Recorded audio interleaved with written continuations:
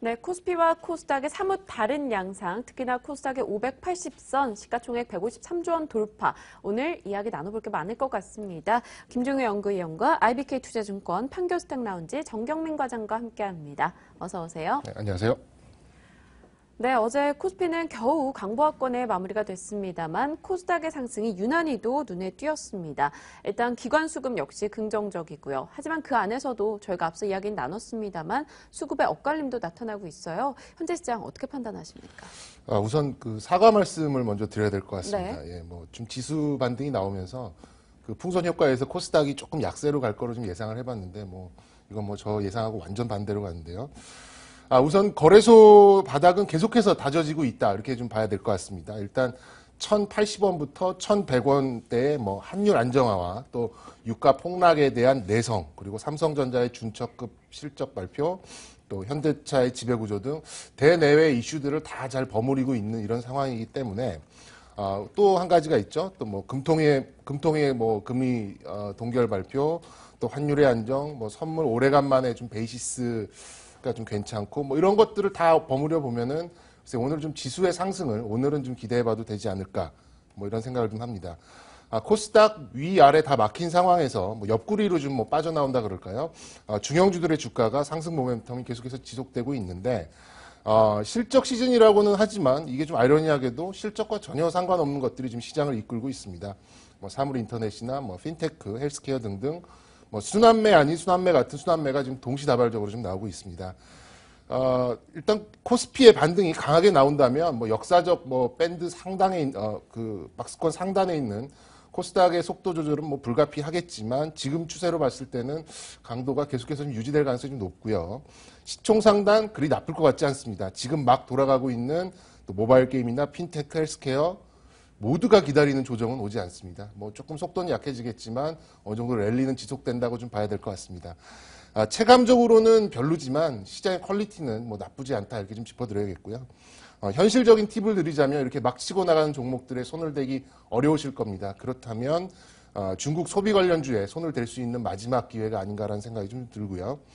화장품 업종 중에 뭐 코스맥스나 아모레퍼시픽, 한국콜마, 또 레저 업종에 뭐 호텔 신라나 파라다이스 이 정도로 좀 대안적이면서 현실적인 매매 방법을 또 매매 종목을 찾으시는 것을 좀 조언드리겠습니다. 네, 일단 중국 소비주에 손을 댈 수 있는 마지막 기회가 될 수 있다라는 점 저희 기억하면서 움직여 보겠습니다. 자, 김 의원님의 이야기도 들어보고 싶어요. 이제 다음 주면 또 본격적인 뭐 기업들의 실적 소식도 전해지게 됩니다. 실적 시즌 앞두고 전략 한번 챙겨주시죠. 우리가 성적표를 과거에 이제 학교 다닐 때 받았을 때 성적표가 나오기 전날 얼마나 두근거립니까? 네. 잘 봤으면 잘 봤으니까 이제 두근거릴 거고 못 봤으면 또 얼마나 안 좋은 결과가 나올까 두근거리거든요. 지금 뭐 코스피 시장과 미국 시장의 결과를 놓고 보게 되면 일주일 먼저 미국 시장에서 이제 성적표를 열었는데 예상치에 지금 거의 부합하는 실적이 나왔음에도 불구하고 올해 전망이 조금만 불분명하다 그러면 무조건 주가를 좀 끌어내리고 있는 상황입니다. 상대적으로 이미 성적에 대한 기대감이 바닥까지 낮아진 한국의 실적 발표에 의해서 어떤 식의 흐름이 나올지 저는 변동성 확대 쪽으로 보고 있기 때문에 아직까지 시장 전체에 대해서는 뭐 이렇게 좋은 의견을 드릴 수는 없을 것 같고요. 또 하나 코스닥의 상대적인 강세는 뭐 지속된다라는 의견은 동의합니다만 뭐 그렇게 말씀을 드려왔고 동의합니다만 속도 둔화되는 것은 뭐 너무도 불보듯 뻔하다. 그래서 종목 순환이 빨라질 가능성에 대해서 또 대비를 좀 하셔야 될 것 같습니다. 그래서 저는 1월 22일 날 22쪽에 강력한 부양책이 나오지 않는다면 주식시장에 대해서는 전반적인 좀 비중 축소가 필요하지 않느냐라고 보고 있고요. 모멘텀으로 올랐던 테마주보다는 실적주로 계속 압축해 나가는 전략이 필요하다고 보고 있고 그런 관점에서 SK하이닉스나 반도체 장비 쪽, 그다음에 제약, 통신처럼 이익이 바닥을 찍고 개선되거나 아니면 꾸준히 레벨업을 하고 있는 이런 종목군들에 관심을 가져야 된다고 보고 있습니다. 네, 전반적으로 22일의 결과를 보고 만약에 이 강한 부양책이 나오지 않는다면 비중을 좀 줄여보자라는 쪽으로 언급을 해주셨네요. 자, 이어서 핀테크 관련주 이야기 사실 빼놓을 수가 없습니다. 어제 코스피에선 네이버, 코스닥에선 다음카카오가 급등하는 양상이었는데 앞서 김 의원님께서는 분명히 허상이 많다. 그러한 종목들이 좀 상당수 있다라고 이야기 주셨어요. 정경문 과장 시간도 동일합니까? 뭐 100% 동일한 시간이고요. 근데 뭐 요즘에 주식 뭐 수익률로만 놓고 보면은 핀테크 종목 없이 주식하냐 뭐 이런 비아냥이 나올 만큼 맞아요. 시장을 지금 뭐 거의 한 획을 지금 긋고 있는데요. 전자결제부터 해서 뭐 보안을 돌아서 철밥통인 포털 양대까지 모두 지금 핀테크에 관련돼 가지고 상승을 하고 있는데 1월 말까지는 지속이 될 거라고 봅니다. 왜냐? 정책의 어떤 그 뒷받침이 있기 때문에 어느 정도의 랠리는 지속될 것으로 보고 있고요. 그러나 구체적인 지원 방안이 나오기 시작하면 그러니까 다시 말씀드리면 실체가 없다는 게 이제 공개가 된다 그러면 오히려 이 종목들은 좀 악영향이 될 수 있다. 뭐 이렇게 좀 짚어봐야 드리겠습니다. 원래 주식은 얼마를 번다라기보다 얼마를 벌 것 같다라는 것들이 이제 호재가 될 수 있는데 이거 실체가 없는 것들이 실체가 생기면 오히려 악재가 될 수 있는 이런 케이스가 상당히 많습니다. 실질적으로 본다면 결국에는 회원수, 사람이 힘인 거죠. 다음 카카오와 네이버가 제대로 된 핵심이라고 볼 수 있겠습니다. 나머지는 솔직히 모르겠습니다. 그리고 실적이 나온다면 현재 뭐 난다긴다 하는 핀테크 관련 회사들의 어떤 현재 주가를 해석하기가 그렇게 쉬운 상황이 아니기 때문에 더 좁혀지기 마련일 거고요. 그렇다면 모든 거에서 자유로운 것은 포털 양사밖에 없지 않나 좀 생각이 듭니다. 그러나 또 하나를 꼽으라고 한다면 저는 굳이 꼽으라고 한다면 KCP 정도 되겠네요. 한국사이버결제 되겠는데 일단 NHN 엔터에서 인수를 했습니다. 뭐 좀 속된 말로 하면 좀 쩐주를 얻은 셈이 되겠죠. 그것으로 뭘 할 거냐? 돈을 등에 업고 회원수를 늘려서 카드사를 압박할 수 있을 정도의 가맹점을 늘리겠다. 뭐 이렇게 지금 시장에서 인식을 해주고 있어요. 현재 뭐 10만 개가 안 되는 수준에서 한 50만 개 되는 수준까지 늘릴 예정이다. 뭐 이렇게 좀 보고 있기 때문에 포털 양사를 제외하고 뭐 수혜주 하나 정도를 꼽아라 한다면 굳이 하나 꼽아라 한다면 저는 한국사이버결제 좀 말씀드릴 수 있겠습니다. 네, 알겠습니다. 다음 카카오와 네이버 그리고 한국사이버결제 핀테크에서 그래도 주목할 수 있는 종목이다 이야기 주셨어요. 김 의원님, 저희가 아무리 뭐 허상이 있다, 뭐 이런 좀 과장이 돼 있다라고 얘기를 해봐도 사실 수익이 나면 투자자들은 오케이 이러잖아요. 이 핀테크 관련주에 대해서 단기적으로 수익이 날 때는 어떻게 대응을 해야 될까요? 트레이딩을 해야죠.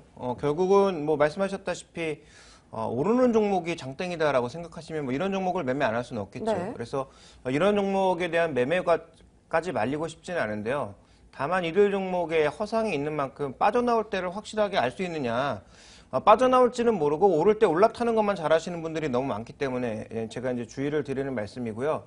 나는 올라탈 때도 잘 알고 빠져나올 때 잘 안다. 그러면 얼마든지 올라타십시오. 상관없습니다. 그런데 나는 내려올 때를 잘 모르고 기다리고 있다가 항상 손해를 보더라. 이러신 분들은 투자할 필요가 없다라는 거죠.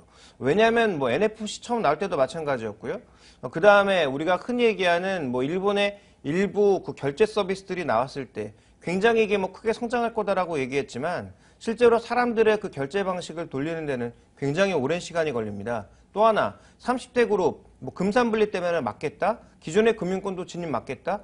그러면 실제로 다른 다른 회사들이 참여해서 실제로 얼마만큼 영향을 줄 것인지 또 그 거래 금액이 얼마나 증가해서 실제로 그 기업들에게 이익이 될 것인지는 미지수라는 거죠. 지금 잘 모르기 때문에 막 밀어붙이는 건데 막상 이게 또 시작되게 되면 기존의 은행권의 반발이라든지 또 결제 시스템 안에서 문제 한번 생기거나 아니면 뭐 보안이 뚫렸다 이런 얘기 한 번만 나오면 이거 다 추풍 낙엽입니다. 그래서 저는 이들 종목의 장기적인 뭐 성장성에 대해서 의심하고 싶지는 않겠습니다만 지금 아무거나 뭐 가림없이 막 올라가고 있는 현재 시점 말 그대로 기관들의 수익률 플레이다라고 보고 있고 그 수익률 플레이가 끝나면 끝은 처참할 거다라고 보고 있습니다. 그래서 뭐 대형주격인 다음 카카오도 저는 뭐 거의 마찬가지로 보고 있어서 이들 종목에 대해서는 단기적으로는 트레이딩 관점이지만 기관들이 내려타는 시점에서는 같이 내려타라라고 말씀드리겠습니다. 네, 알겠습니다. 일단 기관 수급, 촉각의 곤도 세운 채로 살펴보면서 대응해야 될 것 같네요.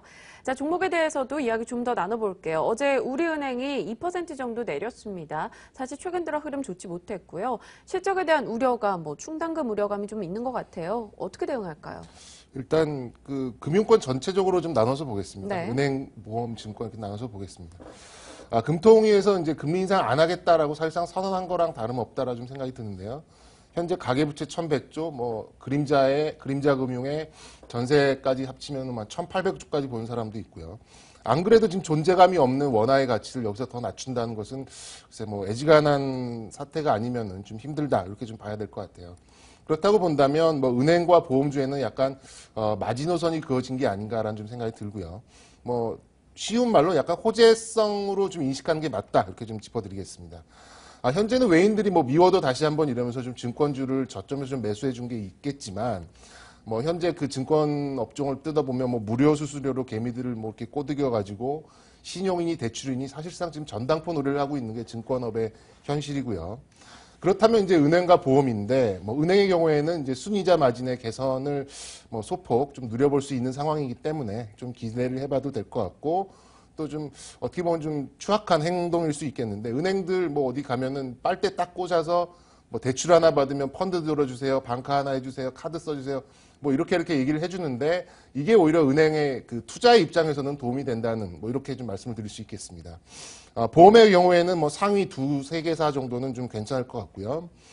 실적 추정치 바탕으로 본다면은 뭐 전 KB금융 정도 괜찮을 것 같고, 이거 발음을 주의해야 되는 DGB 지주 요즘 요 두 종목은 좀 괜찮을 거라고 생각이 들고요. 보험은 삼성이나 동부 그 외에는 조금 매력이 크지 않은 정도다 이렇게 좀 짚어드리겠습니다. 네, 은행주 전반에 대해서는 순이자 마진의 개선이 조금 기대할 수 있다라고 이야기하시면서 KB금융 그리고 DGB지주 관심권 여기 도부지아 이야기 주셨고요. 보험주 쪽에서는 선별을 해보자. 삼성생명과 동부생명에만 관심을 좀 줄여보자라는 이야기로 정리하겠습니다. 자, 이제 투자자들을 위해서 정경민 과장의 유망주 들어볼 텐데요. 오늘 어떤 종목 가져오셨습니까? 네, 오늘 뭐 좀 튀어보려고 ETF 좀 가지고 나왔습니다. 네. 일단 지수의 사자후를 좀 기대하는 만큼의 코덱스 레버리지를 좀 가져 나와 봤고요. 뭐 상대 강도도 좋고 수급 환율 다 좀 우호적입니다. 스위스 사태가 조금 우려되긴 하지만 그래도 지수 강세를 좀 점쳐보는 뭐 타이밍으로 이제 코덱스 레버리지 가지고 왔고요. 그 외에 뭐 한 중기적으로 본다 그러면 현대모비스 이거 뭐 대형주를 매매하시는 분들이라면 무조건 담아두고 기다림의 미학을 느끼셔야 될 그런 종목이라고 생각이 듭니다. 뭐 얼마를 벌고 말고 이런 거를 떠나서 이미 영업가치로만 봐도 현재 주가가 그렇게 비싼 수준이 아니기 때문에 좀 중기, 좀 길게 보시는 분들 중에서는 대형주 중에서는 현대모비스는 뭐 무조건 가져가야 되는 게 아닌가 이렇게 좀 생각이 들어서 오늘은 코덱스 레버리지 ETF하고 현대모비스 두 종목 좀 제시해드리겠습니다. 네, 알겠습니다. 일단 지수의 사자후라는 표현을 써주셨는데요. 기대를 하면서 코덱스 레버리지 관심 갖자 이야기 주셨어요. 어제 또 마침 기관들이 가장 많이 샀던 ETF기도 하고요. 또 외국인도 매수 4위권에 이름을 올렸습니다. 관심권역에 놓고 현대모비스와 함께 살펴보시길 바랄게요. 김종혜 연구위원과 그리고 정경민 과장과 함께 했습니다. 고맙습니다. 감사합니다.